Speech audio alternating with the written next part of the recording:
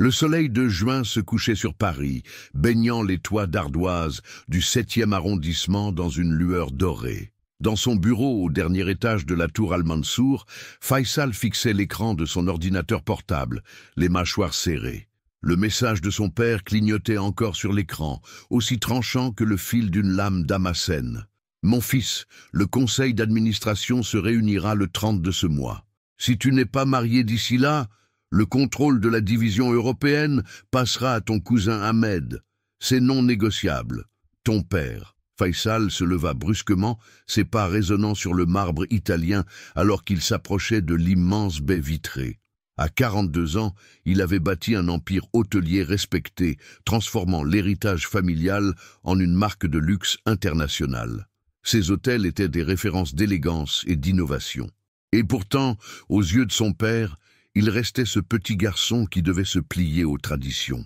Son reflet dans la vitre lui renvoya l'image d'un homme élégant en costume sur mesure, les traits fins hérités de sa mère française, mais le regard sombre de son père saoudien. Ses cheveux noirs, légèrement grisonnants aux tempes, étaient la seule concession visible au temps qui passait. « Monsieur Al-Mansour », la voix de sa secrétaire grésilla dans l'interphone. « Votre rendez-vous de 19h avec le conseil est prêt. »« Annulez tout », répondit-il sèchement. « Je dois faire une inspection surprise à l'Étoile Royale. » Il attrapa sa veste et sortit rapidement. L'Étoile Royale, son premier hôtel, celui qu'il avait rénové lui-même, était son refuge quand il avait besoin de réfléchir. Ce soir, plus que jamais, il avait besoin de s'évader de ce bureau où l'air semblait soudain manquer. Dans l'ascenseur privé qui descendait les 20 étages, Faisal essaya de contrôler sa respiration. 28 jours. Il avait 28 jours pour trouver une épouse ou perdre le contrôle de tout ce qu'il avait construit. Les candidates ne manqueraient pas. Il avait déjà reçu 3 appels d'anciennes relations depuis que la nouvelle avait commencé à circuler dans leur cercle. Mais l'idée même d'un mariage arrangé, d'une union basée sur l'intérêt, lui donnait la nausée. L'ascenseur s'arrêta au rez-de-chaussée. Alors qu'il traversait le hall, son téléphone vibra. 5 messages de sa mère, 3 de sa sœur Leila. Elle devait déjà être au courant. Il éteignit l'appareil et le glissa dans sa poche. Le chauffeur l'attendait devant le bâtiment avec la Bentley noire. « À l'Étoile Royale !» ordonna Faisal en s'installant à l'arrière. Alors que la voiture s'engageait dans la circulation parisienne, il ferma les yeux, épuisé. Comment son père pouvait-il encore avoir tant d'emprise sur sa vie? Et surtout, comment allait-il se sortir de cette situation impossible? Ce qu'il ignorait encore, c'est que le destin l'attendait, non pas dans les salons feutrés de la haute société, mais dans les couloirs de service de son propre hôtel. Le réveil sonna à 5 heures du matin dans le petit studio de Saint-Ouen. Élodie Blanchet émergea doucement de son sommeil, son regard encore ensommeillé se posant sur le livre d'histoire de l'art, resté ouvert sur sa table de chevet. Elle s'était encore endormie en étudiant. « Mamie, tu es réveillée ?» appela-t-elle doucement en se dirigeant vers le coin de la pièce, séparé par un paravent chinois, vestige des années heureuses où sa grand-mère tenait une boutique d'antiquités. Louise Blanchet, assise dans son fauteuil médical, regardait déjà par la fenêtre. « Le soleil se lève plutôt en juin, ma petite. Je t'ai entendu étudier tard hier soir. » Élodie embrassa sa grand-mère sur le front. Les cheveux autrefois auburn de Louise étaient maintenant d'un blanc éclatant, mais ses yeux bleus conservaient leur vivacité d'antan. « J'ai un examen la semaine prochaine. Si je réussis, je pourrais peut-être obtenir cette bourse pour terminer mes études. »« Tu travailles trop, mon cœur, » soupira Louise. « Entre l'hôtel, les cours du soir et moi. »« Ne dis pas de bêtises !» l'interrompit Élodie en préparant le petit déjeuner. « Tu es tout ce qui me reste, et je ne te laisserai jamais tomber. » Dans la minuscule salle de bain, Élodie enfila rapidement son uniforme de l'Étoile Royale, une robe noire simple mais élégante, avec un petit col blanc. Ses cheveux châtains naturellement ondulés furent domptés en un chignon net. Dans le miroir, une jeune femme de 28 ans lui rendait un regard déterminé. Ses yeux verts, hérités de son père disparu, brillaient de fatigue, mais aussi d'espoir. « J'ai appelé l'infirmière », annonça-t-elle en revenant vers sa grand-mère. « Elle sera là dans 1 heure. N'oublie pas tes médicaments et... » Et je dois faire mes exercices de respiration, je sais, compléta Louise avec un sourire affectueux. Va, ma chérie, ne sois pas en retard. Le trajet jusqu'à l'hôtel prenait 45 minutes en transport en commun. Élodie utilisait ce temps pour réviser ses cours, son carnet de notes posé sur ses genoux. L'histoire de l'art était sa passion depuis l'enfance, nourrie par les récits de sa grand-mère sur chaque objet qui passait dans sa boutique. La maladie de Louise avait interrompu ses études universitaires, mais Élodie s'accrochait à son rêve. À l'Étoile Royale, elle se glissa par l'entrée de service, saluant ses collègues. Sophie, sa meilleure amie et responsable du service d'étage, l'attendait avec un café. « Tu as une tête affreuse », déclara Sophie en lui tendant la tasse fumante. « Merci, c'est toujours un plaisir de te voir aussi », rit Élodie en prenant une gorgée salvatrice. « Comment va ta grand-mère ? Les traitements sont de plus en plus chers, » avoua Élodie à voix basse. « Mais je ne peux pas abandonner. Elle a tout sacrifié pour m'élever après l'accident de mes parents. » Sophie serra brièvement son bras. « Tu es la personne la plus forte que je connaisse, Élo. Allez, au travail. J'ai entendu dire que le grand patron pourrait passer aujourd'hui. Monsieur Al-Mansour, il ne vient jamais dans les étages. Il paraît qu'il est d'une humeur massacrante depuis hier. Quelque chose à propos d'une histoire de famille. » Élodie haussa les épaules. Les drames des ultra-riches lui semblaient bien loin de ses préoccupations quotidiennes. Elle enfila ses gants blancs réglementaires et commença sa journée, ignorant que dans quelques heures, sa vie allait basculer de manière irrémédiable.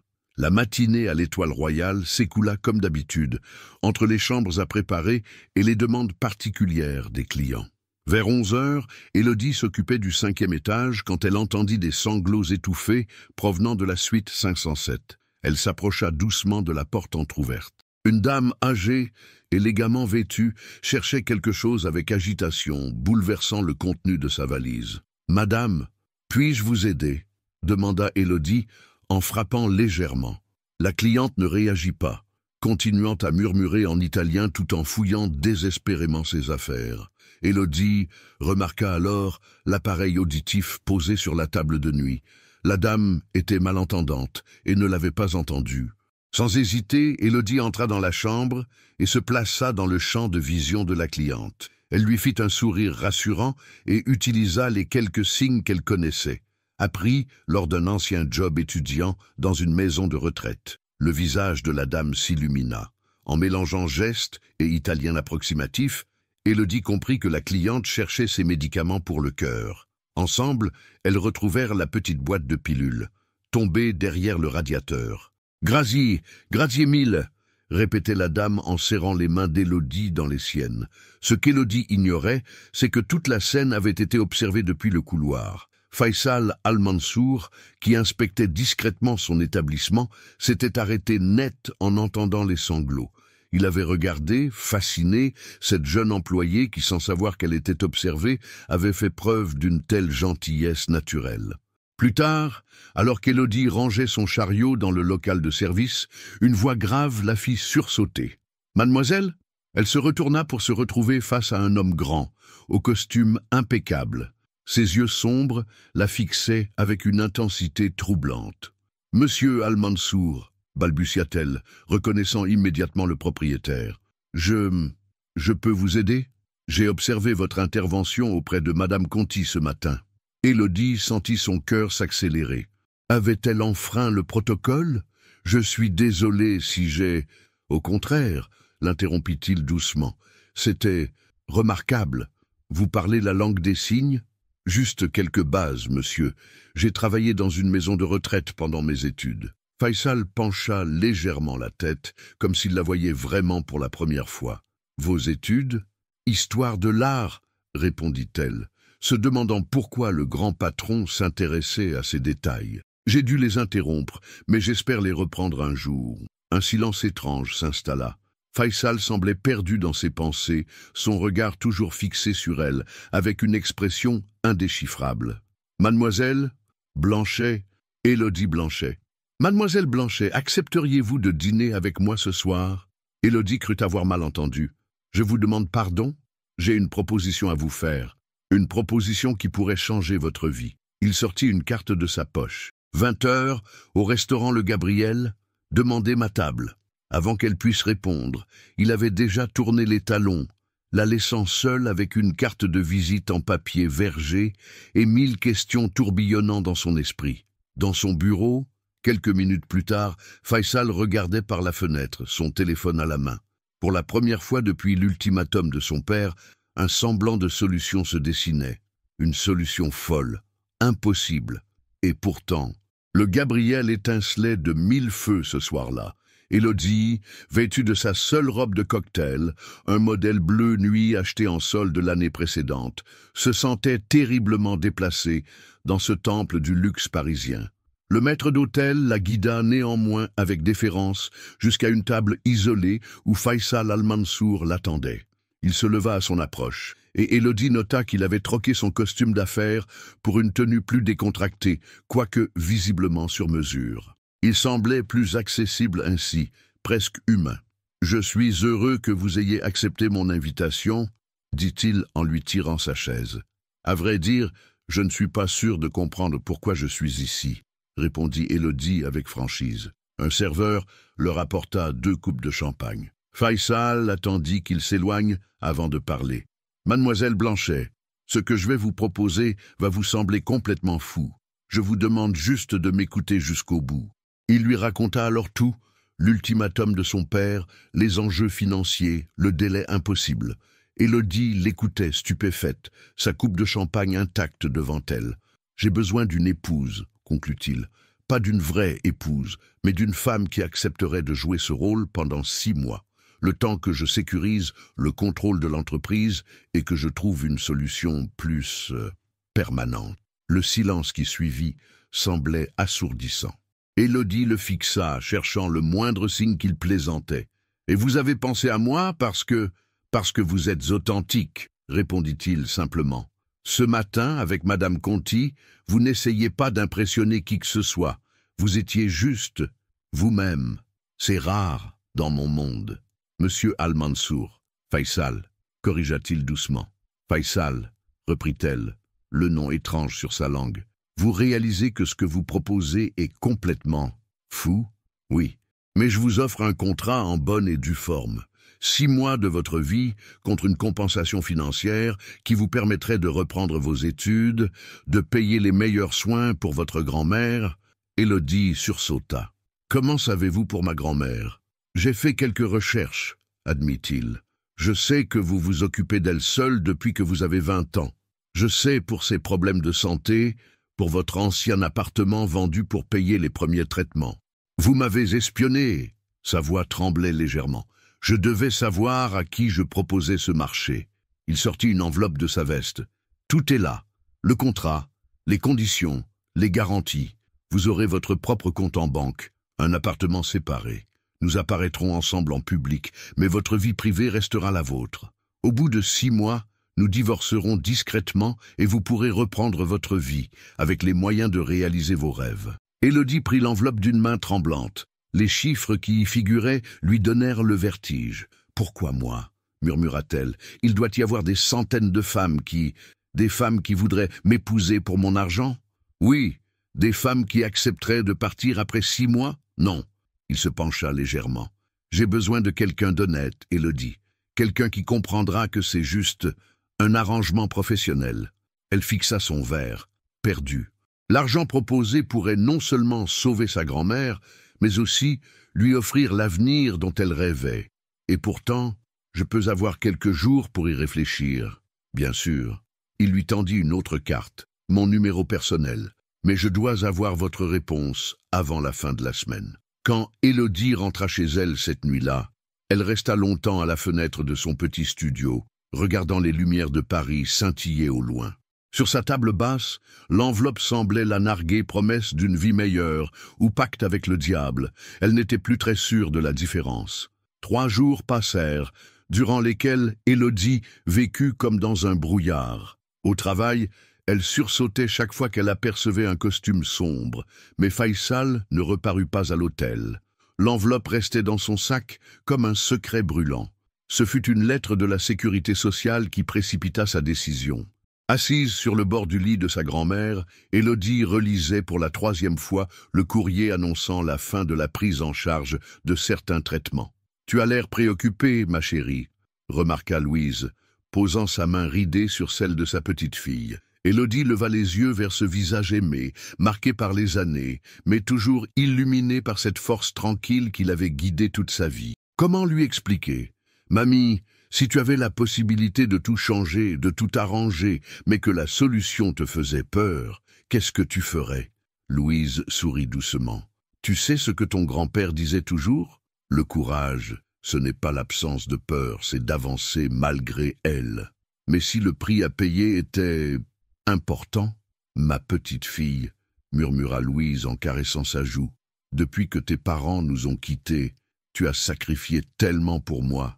Je te vois t'épuiser jour après jour, renoncer à tes rêves, ça me brise le cœur. Mamie, non, laisse-moi finir. Quoi que soit cette opportunité qui te tracasse, rappelle-toi que tu as le droit d'être heureuse. Tu as le droit de penser à toi. » Les yeux d'Élodie s'embuèrent. Si sa grand-mère savait qu'il s'agissait d'un mariage arrangé, mais n'était-ce pas justement pour elle qu'elle envisageait cette folie? Plus tard cette nuit-là, après avoir bordé Louise, Élodie sortit son téléphone et le numéro que Faisal lui avait donné. Ses doigts tremblaient en composant le message. « J'accepte, mais j'ai des conditions. » La réponse fut presque immédiate. « Je vous écoute. 1. Ma grand-mère ne doit jamais savoir que c'est un arrangement. Pour elle, ce doit être réel. 2. Je veux continuer à travailler, au moins jusqu'au mariage. Je ne veux pas que mes collègues soupçonnent quoi que ce soit. 3. L'argent promis doit être versé sur un compte dont vous n'aurez aucun contrôle. 4. Si l'un de nous tombe amoureux, le contrat est rompu immédiatement. » Les minutes qui suivirent furent les plus longues de sa vie. Enfin, son téléphone vibra. « Condition acceptée. Retrouvez-moi demain matin à 9 h à mon bureau. Nous devons commencer les préparatifs immédiatement. » Élodie posa son téléphone et s'approcha de la fenêtre. Les étoiles brillaient faiblement au-dessus de Saint-Ouen, à peine visibles dans la pollution lumineuse de la ville. Elle pensa à ses parents, se demandant ce qu'ils auraient pensé de sa décision. Sa mère aurait probablement été horrifiée.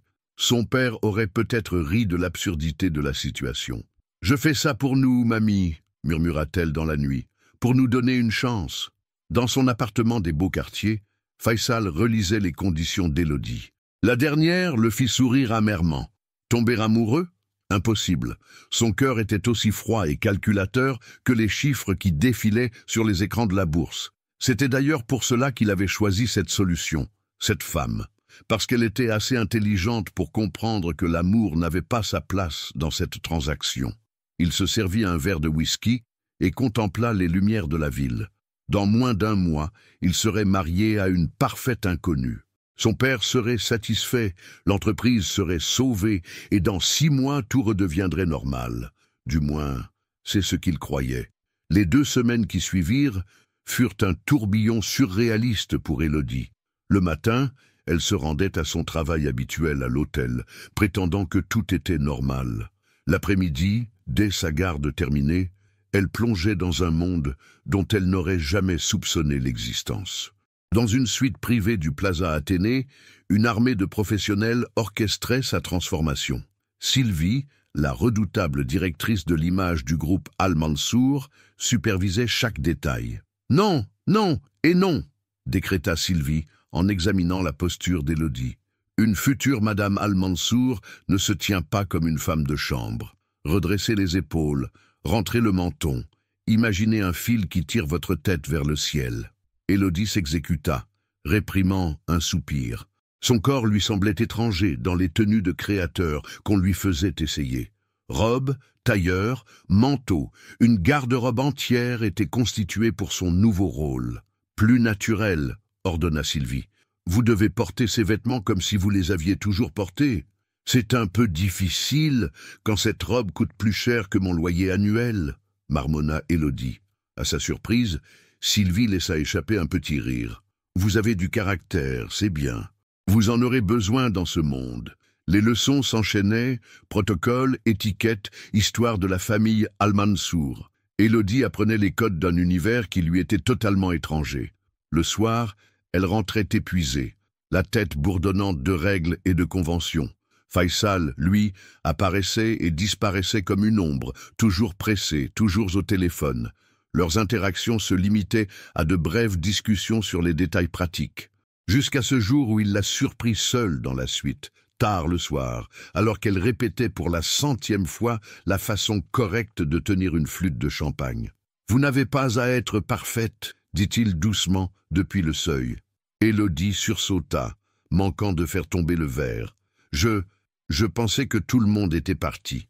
J'ai oublié des documents. » Il s'approcha et lui prit délicatement la flûte des mains. « Vous vous adaptez remarquablement bien. »« Vraiment ?» Sylvie passe son temps à lever les yeux au ciel devant mes erreurs. Sylvie lève les yeux au ciel devant tout le monde, même moi. Un sourire fugace passa sur son visage. « Comment va votre grand-mère » La question l'a surpris. C'était la première fois qu'il s'enquérait personnellement de Louise. Elle est excitée. Elle pense que nous nous sommes rencontrés lors d'une de ses visites à l'hôtel, que nous nous fréquentons discrètement depuis des mois. L'histoire que nous avons préparée. Oui, Élodie hésita. Elle dit que mes yeux brillent différemment quand je parle de vous. Un silence étrange s'installa. Faisal la regardait avec une intensité troublante, comme s'il cherchait quelque chose dans son visage. « Vous êtes une excellente comédienne, » dit-il finalement, sa voix légèrement rauque. « Je ne... » Élodie s'interrompit. Que pouvait-elle dire? Que parfois, quand il la regardait ainsi, elle oubliait que tout ceci n'était qu'un rôle. « Il est tard, » reprit-il brusquement, reculant d'un pas. « Vous devriez rentrer. La voiture vous attend en bas. » Élodie acquiesça, rassembla ses affaires et se dirigea vers la porte. Au moment de sortir, elle se retourna. « Faisal, oui, est-ce que vous êtes sûr que nous faisons la bonne chose ?» Il resta silencieux si longtemps qu'elle crut qu'il ne répondrait pas. « Non, » dit-il finalement, « mais c'est la seule solution que j'ai trouvée. » Cette nuit-là, dans son petit studio, Élodie resta longtemps éveillée, regardant la robe de mariée qui attendait dans sa housse. Dans 10 jours, elle deviendrait Madame Al-Mansour. Dans 10 jours, le plus grand mensonge de sa vie commencerait. Pourquoi alors son cœur s'emballait-il chaque fois qu'elle y pensait? La mairie du 7e arrondissement resplendissait sous le soleil de juillet. Élodie, dans une robe Dior d'un blanc immaculé, regardait son reflet dans l'un des miroirs dorés du hall. Elle reconnaissait à peine la femme élégante qui lui faisait face. « Tu es magnifique », murmura Louise, des larmes dans les yeux. Sa grand-mère, rayonnante dans un tailleur Chanel, cadeau de Faisal, serra sa main. « Tes parents seraient si fiers. » Ces mots frappèrent Élodie en plein cœur. La culpabilité du mensonge lui nouait la gorge, mais quand elle vit le visage rayonnant de sa grand-mère, elle se rappela pourquoi elle faisait tout cela. La cérémonie civile fut brève et élégante. Seule une trentaine d'invités triés sur le volet assistaient à l'union. Faisal, impeccable dans son costume gris-perle, jouait parfaitement son rôle de futur époux amoureux. Sa main était chaude et ferme quand il glissa l'alliance à son doigt. « Oui, je le veux », prononça Élodie d'une voix claire, surprise de ne pas trembler. Le regard que Faisal lui lança à cet instant la troubla profondément. Il y avait quelque chose dans ses yeux, une émotion qu'elle n'arrivait pas à déchiffrer. La réception qui suivit se tenait dans les jardins privés du Ritz. Élodie observait avec fascination ce monde nouveau qui était désormais le sien. Les invités, industriels, politiques, aristocrates, évoluaient dans une chorégraphie sociale parfaitement réglée. « Vous vous en sortez admirablement », murmura Faisal en l'entraînant dans leur première danse. « J'ai l'impression de jouer dans un film », avoua-t-elle, alors qu'il la faisait tournoyer avec grâce. « N'oubliez pas que nous sommes observés », répondit-il doucement. « Mon père en particulier ne vous quitte pas des yeux. » Élodie jeta un regard discret vers le patriarche Al-Mansour. Grand et imposant dans sa tenue traditionnelle, il les scrutait effectivement avec attention. « Il ne m'aime pas », constata-t-elle. « Il ne connaît pas encore la femme exceptionnelle que vous êtes. » Ces mots, prononcés avec une sincérité inattendue, la firent rougir. « Vous jouez très bien votre rôle, » murmura-t-elle. Une ombre passa sur le visage de Faisal. « Qui vous dit que je joue ?» Avant qu'elle puisse répondre, la musique s'arrêta et ils furent séparés par le flot des invités venant les féliciter. Le reste de la journée passa comme dans un rêve. Élodie dansa avec le père de Faisal, qui lui parla en arabe pendant toute la danse, sachant pertinemment qu'elle ne comprenait pas. Elle rit avec Leïla, la sœur de Faisal, qui lui glissa à l'oreille. Enfin quelqu'un qui le fait sourire vraiment.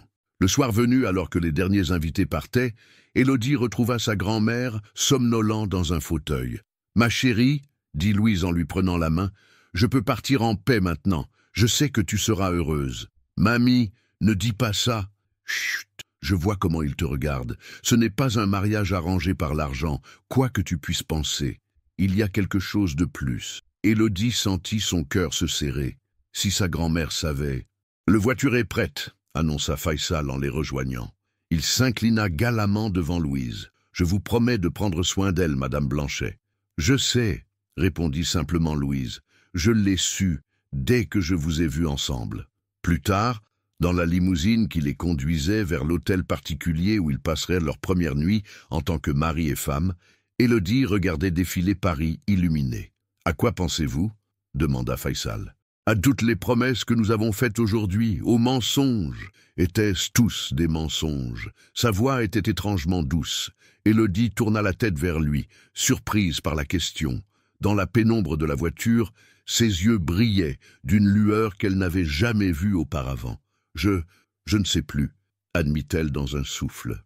Le silence qui suivit était chargé de non-dits, de questions sans réponse, et peut-être tout au fond d'une vérité qu'aucun d'eux n'était encore prêt à admettre. Les premières semaines de leur mariage furent un exercice d'équilibriste. En public, ils formaient le couple parfait, le puissant homme d'affaires et sa charmante épouse, une histoire d'amour moderne qui faisait les délices des magazines mondains. En privé, ils naviguaient dans des eaux plus troubles. Leur routine s'était établie naturellement. Ils partageaient le même toit, un somptueux appartement avec vue sur le Trocadéro, mais occupaient des suites séparées. Le matin, ils prenaient le petit déjeuner ensemble, discutant des événements de la journée à venir. Le soir, ils dînaient souvent sur la terrasse, parlant de tout et de rien. Ce qui surprenait le plus Élodie, c'était la facilité avec laquelle Faisal se confiait à elle. Un soir, alors qu'il contemplait le soleil couchant sur la tour Eiffel, il lui parla de sa mère. « Elle était française comme vous, dit-il, faisant tourner son verre de vin.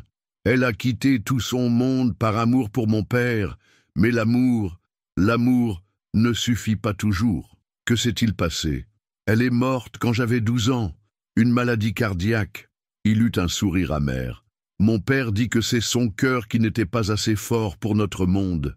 Depuis, il pense que les mariages d'amour sont une faiblesse occidentale. » Élodie ressentit une soudaine envie de le prendre dans ses bras, de le consoler. Elle se contenta de poser sa main sur la sienne. Il ne la retira pas. Les jours passaient, et leur complicité grandissait. Faisal l'accompagnait parfois voir sa grand-mère, dont l'état s'améliorait grâce aux nouveaux traitements. Il écoutait avec un intérêt sincère quand Élodie parlait de ses études d'histoire de l'art, qu'elle avait enfin pu reprendre. Un matin, il la surprit en lui offrant 2 billets pour une exposition au Louvre. « C'est sur l'art byzantin », dit-il presque timidement. « Vous en parliez l'autre jour. Vous m'avez écouté. » « Je vous écoute toujours, Élodie. » Ces moments de tendresse imprévue la déstabilisaient. Parfois, elle surprenait son regard sur elle, intense et troublé, avant qu'il ne se détourne brusquement. D'autres fois, c'était elle qui se perdait dans la contemplation de ses mains élégantes, signant des documents, ou de son profil concentré quand il travaillait tard le soir. Leur proximité forcée créait une intimité dangereuse. Ils apprenaient à lire les silences de l'autre, à anticiper ses besoins, à reconnaître ses humeurs. Un soir, rentrant d'un gala de charité, Élodie trébucha dans l'entrée. Faisal la rattrapa d'instinct, la serrant contre lui. Pendant un instant vertigineux, leurs visages furent si proches qu'elle pouvait sentir son souffle sur ses lèvres. « commença-t-elle. « Ne dites rien, murmura-t-il, la relâchant doucement. « S'il vous plaît. » Cette nuit-là, seule dans sa chambre, Élodie relut pour la 100e fois leur contrat, s'arrêtant sur la clause qu'elle avait elle-même imposée. Si l'un de nous tombe amoureux, le contrat est rompu immédiatement. Elle fixa les mots jusqu'à ce qu'ils se brouillent devant ses yeux. Comment avait-elle pu être assez naïve pour croire qu'on pouvait contrôler les sentiments aussi facilement qu'on signe un contrat? Dans sa propre chambre, Faisal ne dormait pas non plus. Sur son bureau s'étalaient les papiers du conseil d'administration. Son père était satisfait. L'entreprise était sauvée. Il avait obtenu exactement ce qu'il voulait. Alors, pourquoi se sentait-il plus perdu que jamais? 3 mois s'étaient écoulés depuis le mariage, quand l'imprévu surgit sous la forme d'une femme grande et élégante, aux cheveux noirs de jais, Amira Al-Rachid, l'ex-fiancée de Faisal. Elle apparut un matin dans le hall de la tour Al-Mansour, belle et déterminée dans son tailleur Armani. Élodie, qui venait apporter à Faisal le dossier d'art qu'il avait oublié à la maison, se figea en l'apercevant. « Alors c'est elle !» dit Amira en arabe, détaillant Élodie de la tête aux pieds. Puis, passant au français avec un accent parfait, la petite femme de chambre qui a réussi le coup du siècle. Élodie sentit son cœur s'arrêter. Comment savait-elle? « Je ne vois pas de quoi vous parlez, répondit-elle, s'efforçant de garder son calme. Vraiment. Amira s'approcha, un sourire carnassier aux lèvres. J'ai passé 2 ans à essayer de faire craquer Faisal, à jouer le jeu des familles, à être la candidate parfaite. Et vous apparaissez de nulle part et en 3 semaines, vous portez son nom? Ne me prenez pas pour une idiote. Madame Al-Rachid, intervint la secrétaire de Faisal, Monsieur Al-Mansour va vous recevoir. Nous n'avons pas fini notre conversation, murmura Amira à Élodie avant de suivre la secrétaire. Élodie resta plantée dans le hall, tremblante. Elle envoya un message rapide à Faisal. « Ton ex-fiancé est ici. Elle sait. » La réponse fut immédiate. « Monte dans mon bureau, maintenant. » Quand elle arriva, Faisal était debout devant la fenêtre, tendu comme un arc. « Je suis désolé, » dit-il sans se retourner. « J'aurais dû prévoir qu'elle tenterait quelque chose. Comment a-t-elle découvert ? Elle a probablement fait surveiller l'hôtel après notre mariage, chercher des failles. » Il se tourna enfin vers elle. « Amira est dangereuse quand elle se sent trahie. Qu'est-ce qu'elle veut ? Me faire perdre la face, prouver que notre mariage est une farce. Si elle y parvient, ton père te déshéritera, » compléta Élodie doucement. Un coup sec à la porte les interrompit. Amira entra, toujours souriante. « Comme c'est touchant, dit-elle en les voyant ensemble. Le grand Faisal Al-Mansour et sa petite protégée. Ton père sera ravi d'apprendre comment tu as contourné ses volontés. »« Que veux-tu, Amira ?» demanda Faisal d'une voix glaciale. « Justice, reconnaissance. » Elle s'avança vers eux. « Tu m'as humilié en rompant nos fiançailles. Maintenant, c'est mon tour. Si tu fais ça, tu perdras tout, comme c'est ironique. » Elle se tourna vers Élodie. « Et vous, que perdrez-vous? L'argent? La position sociale? Ou peut-être... » Son regard passa de l'un à l'autre. « Oh, c'est encore mieux que ce que je pensais. Vous êtes vraiment tombée amoureuse de lui. » Élodie sentit le sol vaciller sous ses pieds. Elle voulut protester, nier, mais les mots restèrent coincés dans sa gorge. « Sors d'ici !» ordonna Faisal, sa voix tremblant de colère contenue. « Le gala de l'UNESCO est dans 3 jours, répondit Amira en se dirigeant vers la porte. Ce sera l'occasion parfaite pour une petite révélation publique, tu ne crois pas?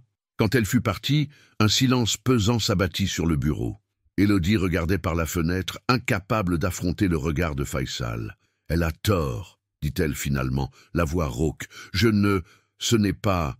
Je sais, répondit-il doucement, trop doucement. « C'était notre accord, n'est-ce pas? Pas de sentiment. » Elle se força à se tourner vers lui, à affronter son visage indéchiffrable. « Que fait-on maintenant? »« On se prépare à la guerre, » répondit-il simplement.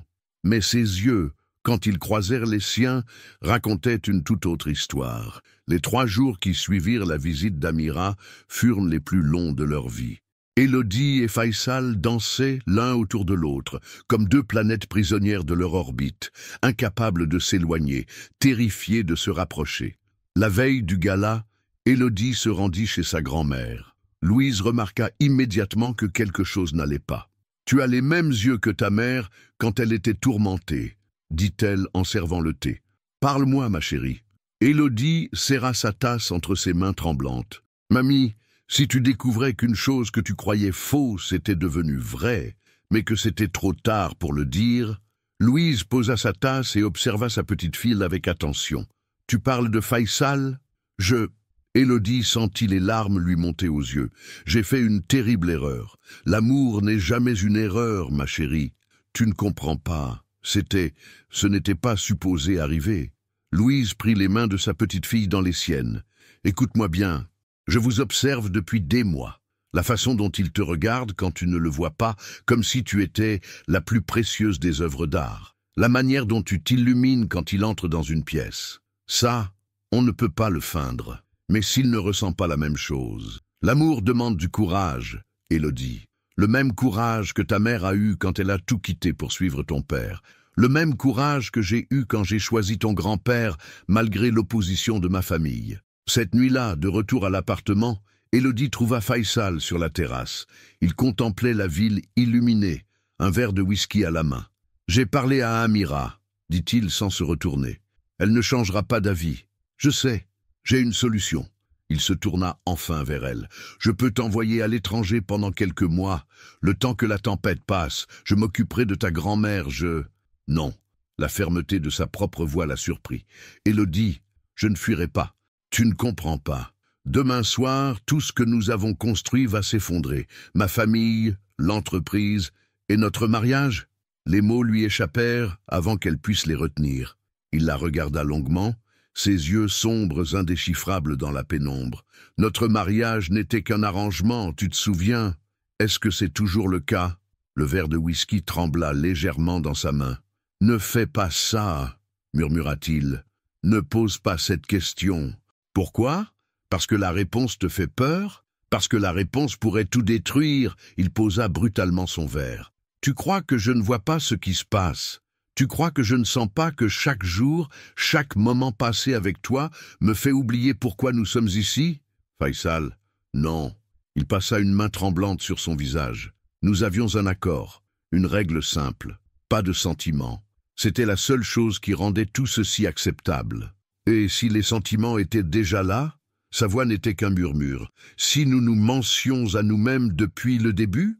Il fit un pas vers elle, puis s'arrêta, comme retenu par une force invisible. « Demain soir, Amira va tout révéler. Notre arrangement, le contrat, tout. Mon père sera présent. Le conseil d'administration aussi. Je sais. Alors pourquoi veux-tu rester ?» Élodie s'approcha de lui, le cœur battant. « Parce que parfois, les plus beaux mensonges deviennent des vérités. » Elle le laissa seul sur la terrasse, mais elle sentit son regard la suivre jusqu'à ce qu'elle disparaisse dans sa chambre. Cette nuit-là, aucun d'eux ne dormit, sachant que les prochaines 24 heures allaient tout changer. Dans l'obscurité, les mots non dits flottaient entre leurs chambres comme des étoiles attendant d'être nommées. Le palais de l'UNESCO resplendissait sous les lumières de Paris. Les plus grandes fortunes d'Europe et du Moyen-Orient s'y pressaient, dans un tourbillon de robes de haute couture et de bijoux étincelants. Élodie, vêtue d'une robe Alexander McQueen couleur saphir, sentait tous les regards se poser sur elle alors qu'elle descendait le grand escalier au bras de Faisal. Ces 3 derniers mois lui avaient appris à porter ses tenues comme une seconde peau, à se mouvoir dans ce monde avec une assurance qu'elle ne ressentait pas toujours. « Tu es magnifique !» murmura Faisal, alors qu'ils atteignaient le bas des marches. Elle leva les yeux vers lui, surprise par le tutoiement soudain.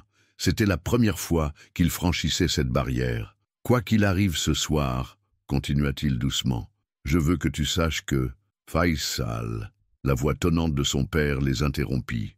Le patriarche Al-Mansour s'approchait d'eux, accompagné des membres du conseil d'administration.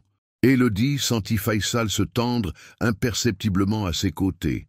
Plus loin dans la salle, elle aperçut Amira, resplendissante dans une robe rouge, qui les observait avec un sourire satisfait. Les heures suivantes furent un ballet social complexe.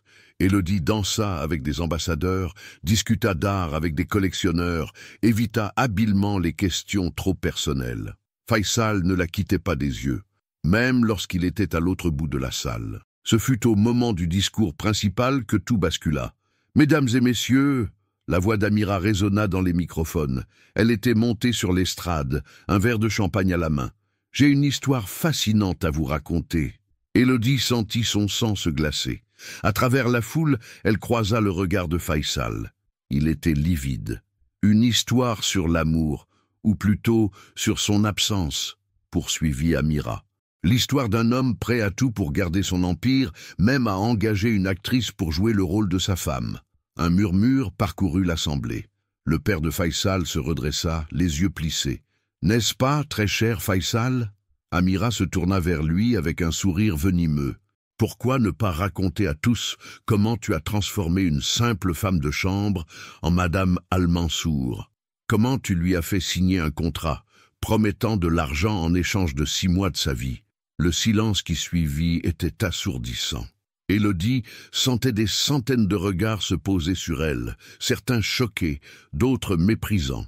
Elle vit le visage du père de Faisal se décomposer, la honte et la colère se disputant ses traits. « J'ai même une copie du contrat », annonça triomphalement Amira, sortant une enveloppe de son sac. C'est alors que quelque chose d'inattendu se produisit. « Tu as raison », la voix d'Élodie résonna claire et forte dans la salle. Elle s'avança, montant les marches de l'estrade sous les regards stupéfaits. Il y avait bien un contrat. Amira la fixa, momentanément déstabilisée par cette confession publique. « J'étais femme de chambre à l'Étoile Royale », continua Élodie, son cœur battant à tout rompre, mais sa voix ne tremblant pas. « Et oui, Faisal m'a proposé un arrangement. Mais il y a une chose que tu ignores, Amira. » Elle se tourna vers la salle, vers tous ces visages qui la jugeaient, vers le père de Faisal dont le regard aurait pu la pétrifier, et surtout vers Faisal lui-même qui la regardait avec une expression qu'elle n'avait jamais vue auparavant. Le contrat stipulait qu'il serait immédiatement rompu si l'un de nous tombait amoureux. Elle prit une profonde inspiration, et je l'ai rompu le jour même de notre mariage. Un nouveau murmure parcourut la salle, différent cette fois. « Tu mens !» siffla Amira. « Non !» La voix de Faisal résonna soudain. Il montait à son tour sur l'estrade, ses yeux ne quittant pas Élodie. Elle ne ment pas. Le temps sembla se suspendre alors qu'il s'approchait d'elle. Dans la salle, on aurait pu entendre une épingle tomber. Faisal se tenait maintenant devant Élodie, leurs regards verrouillés l'un dans l'autre. Le monde autour d'eux semblait avoir disparu. « Mon fils !» La voix de son père trancha l'air comme un couperet. « Est-ce vrai? Tu as arrangé ce simulacre de mariage ?» Faisal se tourna enfin vers la salle, vers son père. Pour la première fois de sa vie, il se tenait parfaitement droit devant lui, sans la moindre trace de soumission dans son regard. « Oui, c'est vrai, j'ai arrangé ce mariage pour satisfaire vos exigences, pour sauver l'entreprise. » Sa voix était calme, assurée, mais ce qui a commencé comme un arrangement est devenu autre chose, quelque chose que ni les contrats, ni l'argent, ni même votre autorité ne peuvent contrôler. « Tu nous as tous trompés », cracha Amira. « Non, Amira, je me suis trompé moi-même. » Il se tourna vers Élodie, prenant ses mains dans les siennes. « Je croyais pouvoir compartimenter ma vie, séparer les affaires des sentiments. Je croyais pouvoir contrôler mon cœur comme je contrôle mes investissements. » Des larmes silencieuses coulaient sur les joues d'Élodie, mais elle ne baissait pas les yeux. « Quand je t'ai vu ce matin-là, aidant cette dame âgée sans rien attendre en retour, quelque chose s'est éveillé en moi. » Sa voix était rauque d'émotion. « Chaque jour depuis, tu as fait tomber un peu plus les murs que j'avais construits autour de mon cœur, avec ta gentillesse, ton authenticité, ta force tranquille. » « Faisal, » murmura-t-elle, « je sais ce que cet aveu va me coûter. » Il jeta un regard vers son père dont le visage s'était fermé. « Je vais perdre la présidence de l'entreprise, peut-être même mon héritage.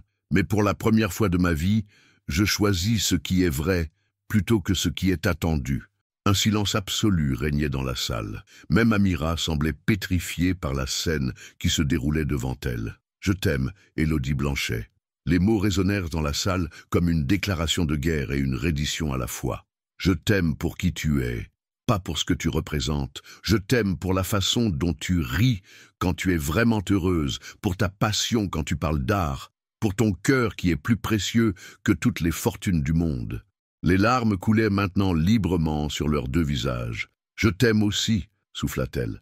Depuis si longtemps, il l'attira à lui et l'embrassa.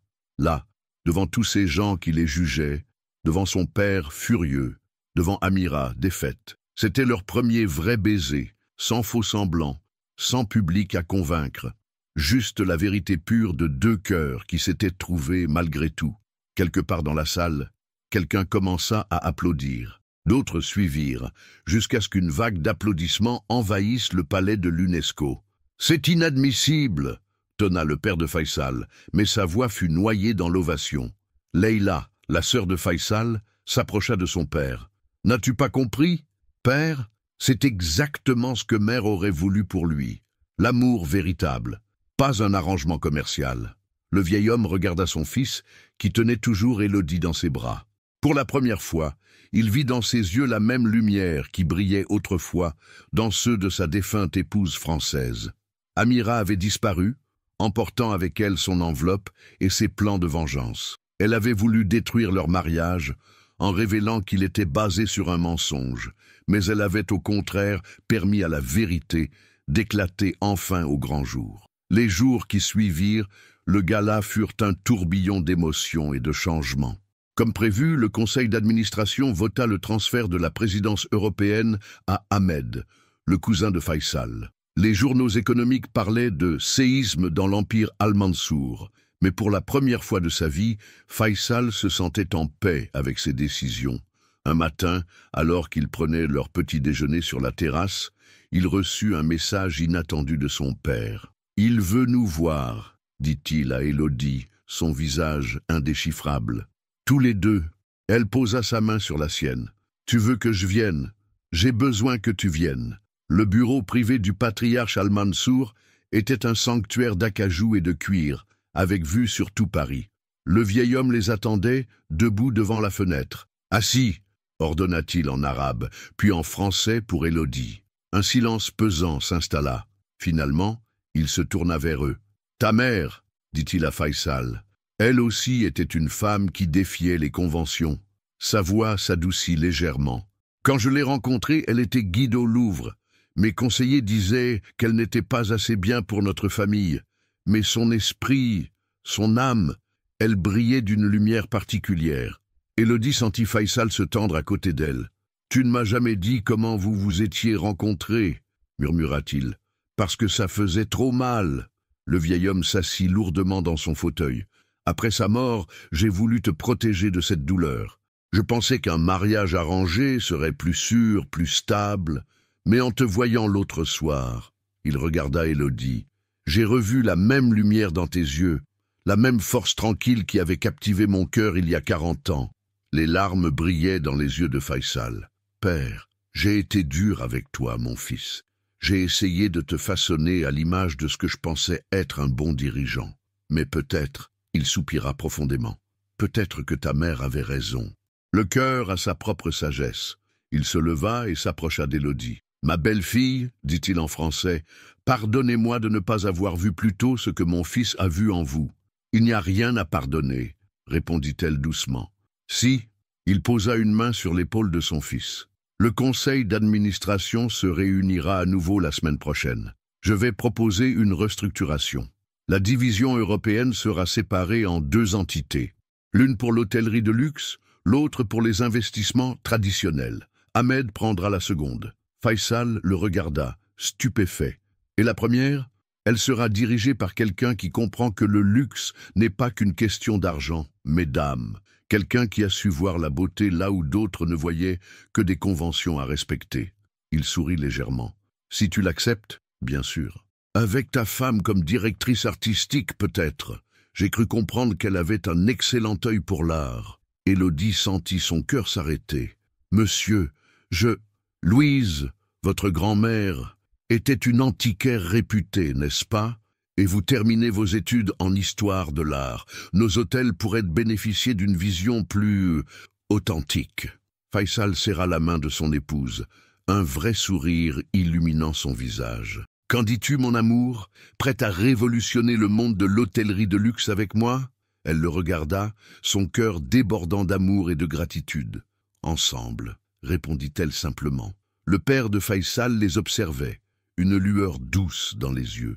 Dans le portrait accroché derrière son bureau, une femme aux yeux rieurs semblait sourire, comme si elle avait toujours su que l'amour finirait par triompher. 6 mois jour pour jour après le gala de l'UNESCO, Élodie se tenait dans le hall de l'Étoile Royale, supervisant l'installation d'une nouvelle exposition d'art contemporain. Les murs du prestigieux hôtel accueillaient désormais régulièrement des œuvres d'artistes émergents, transformant chaque étage en une galerie vivante. Madame Al-Mansour, une jeune femme de chambre, s'approcha timidement. Il y a une cliente âgée qui demande de l'aide au 5e étage. Élodie sourit, reconnaissant dans cette scène un écho du passé. J'y vais. En montant dans l'ascenseur, elle caressa distraitement l'alliance à son doigt. La même, et pourtant si différente maintenant qu'elle représentait un amour véritable et non plus un contrat. Dans le couloir du 5e étage, elle trouva Faisal qui l'attendait, un sourire mystérieux aux lèvres. « Qu'est-ce que tu prépares ?» demanda-t-elle suspicieuse. « Suis-moi. » Il la conduisit jusqu'à la suite 507, la même où tout avait commencé avec Madame Conti. En ouvrant la porte, Élodie resta sans voix. La suite avait été transformée en une reproduction exacte de la boutique d'antiquité de sa grand-mère. Les meubles, les bibelots, même l'odeur de bois ciré et de vieux livres, tout y était.